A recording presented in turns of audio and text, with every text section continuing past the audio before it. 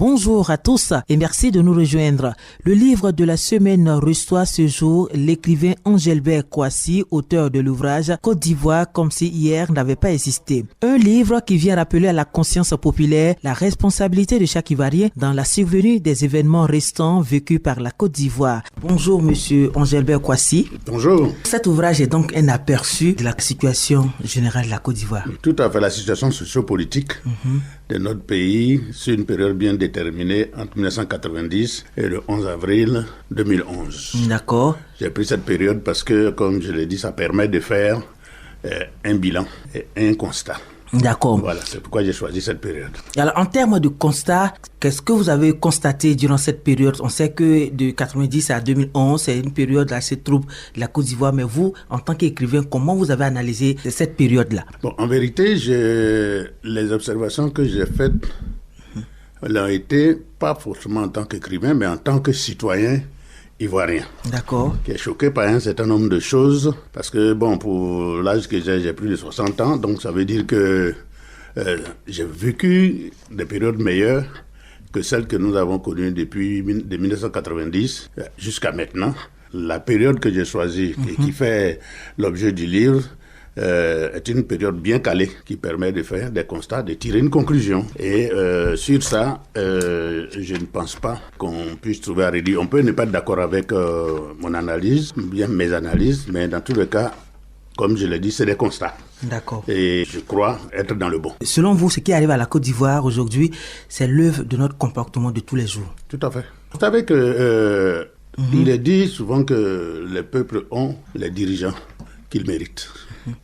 Et en Côte d'Ivoire, pour ce qui m'a été permis de constater, c'est que nous agissons trop par à coup. On n'a pas une constance dans les bonnes manières, si je peux me permettre de le dire. Comme vous le dites là, vous le relevez si bien, quand on observe bien, et ça aussi je l'ai écrit, tant qu'une situation ne concerne pas quelqu'un, il estime que ça n'existe pas. Vous pouvez crever à côté de quelqu'un, il passera son chemin, et lorsqu'il arrivera 50 mètres plus tard, qu'on lui dira que ce monsieur, on va dire le nom de celui qui est en souffrance, qui va se rendre compte que c'est un parent ou une connaissance, il va revenir pour chercher à savoir qu'est-ce qui se passe.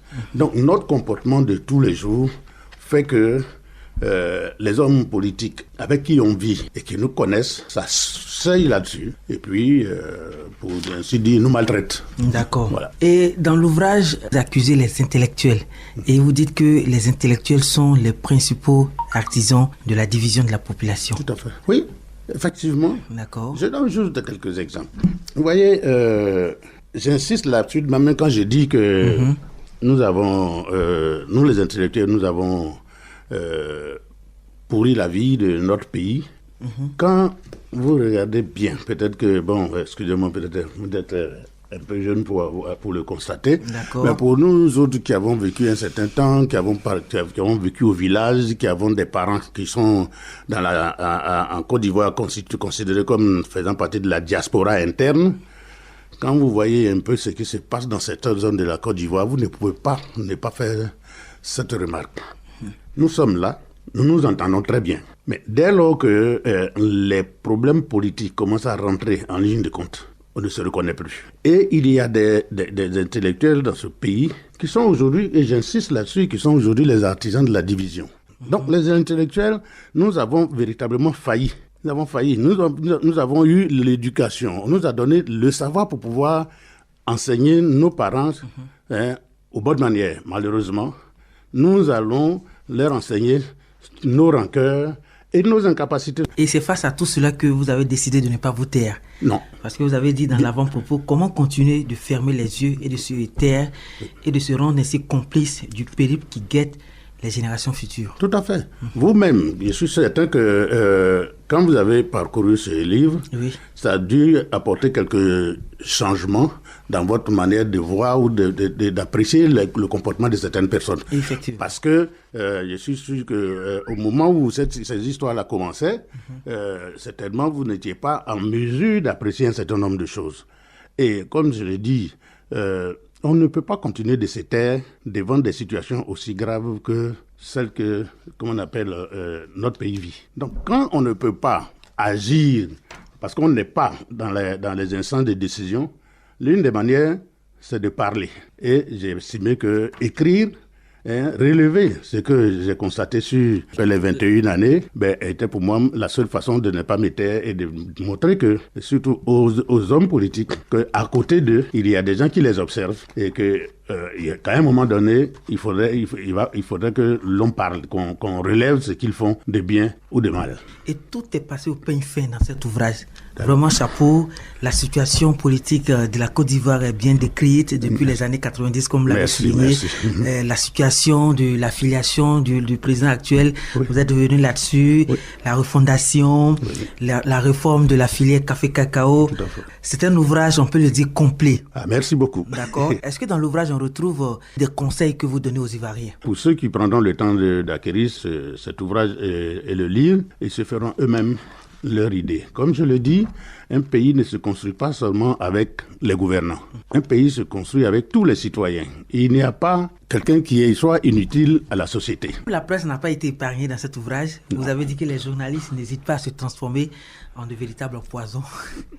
Oui, effectivement. Le problème de la presse est spécifique parce que ils font, comme pour parler comme chez nous à Abidjan, ils font les palabres des hommes politiques à leur place. Vous allez voir que lorsque il y a un souci politique, c'est dans les journaux qu'il y a les sorties les plus fracassantes.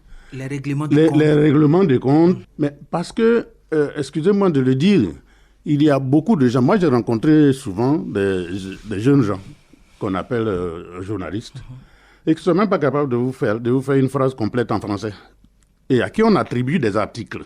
Si vous faites les palabres des politiciens à leur place, mais c'est parce que vous y gagnez quelque chose. Et quand je parle de la presse aussi, c'est parce qu'en règle générale, ils n'ont pas suffisamment de moyens pour pouvoir être autonomes. Si la presse avait véritablement les moyens, je suis sûr que beaucoup ne se prostitueraient pas, parce que ça ressemble un peu, à certains moments, à un peu de prostitution. D'accord.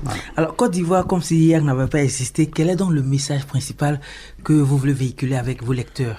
Le message principal a deux cibles. Pour les gens de notre génération, de plus de 45 ans, comme je le dis souvent, c'est juste un devoir de mémoire. Que nous nous rappelions que pendant cette période que j'ai décrite, et même jusqu'aujourd'hui, que nous avons une part de responsabilité dans ce qui arrive. Et qu'il faut que nous nous regardions bien dans le miroir et que nous essayions de changer parce que l'avenir de notre pays ne se fera pas sans nous. Ça ne se fera pas avec d'autres personnes. C'est nous, les Ivoiriens d'abord, qui devons penser à l'avenir de notre pays. La deuxième cible, c'est les plus jeunes. Pour qu'ils comprennent, et c'est pourquoi je les encourage effectivement à se procurer cet ouvrage, pour comprendre ce qui s'est passé sur la période qui a été décrite dans le livre. Pour qu'ils comprennent, pour qu'ils se fassent eux-mêmes leur propre opinion, qu'ils comprennent pourquoi, quand on parle de M. Ouattara, quand on parle de M. Bédié, quand on parle de M. Gbagbo ou d'autres hommes politiques, qu'est-ce que ces personnes-là, sur cette période, quel a été le comportement des uns et des autres dans l'avenir de notre pays. Parce que tant qu'ils ne comprendront pas ça, ils vont toujours suivre à l'aveuglette des gens qui vont venir leur raconter leur histoire, mais pas la véritable histoire. D'accord. Et puis pendant qu'on y est, nous sommes tout en train de nous plaindre que les Blancs, les Français, les Occidentaux, comme on le dit chez nous, les Blancs ont écrit notre histoire qu'ils l'ont tronquée. Mais pendant que nous-mêmes, nous sommes là, nous sommes des contemporains, il faut qu'on relève aussi un certain nombre de choses qui peuvent être contredites. Comme je l'ai dit, celui qui trouve que ce livre contient des contre-vérités, il écrit pour lui. Ou bien on se retrouve dans un débat contradictoire. Voilà. Donc il faut que les jeunes gens apprennent, non seulement qu'ils se détachent un peu de l'ordinateur, pas de l'ordinateur, du portable, de Facebook, pour pouvoir lire un peu, pour comprendre un peu un certain nombre de choses concernant leur pays. Parce que l'avenir est entre les mains. Angelbert Kouassi, à l'état civil Kouassi Andon Kwaku, est titulaire d'une maîtrise en droit public et diplômé de l'ENA promotion 1982-1984. Administrateur des services financiers, il est actuellement le directeur des affaires financières et du patrimoine de la Chambre nationale des rois et chefs traditionnels. Côte d'Ivoire, comme si hier n'avait pas existé, est son tout premier livre publié. Bonne lecture et à la semaine prochaine. Radio Côte d'Ivoire, Abidjan 88.fm.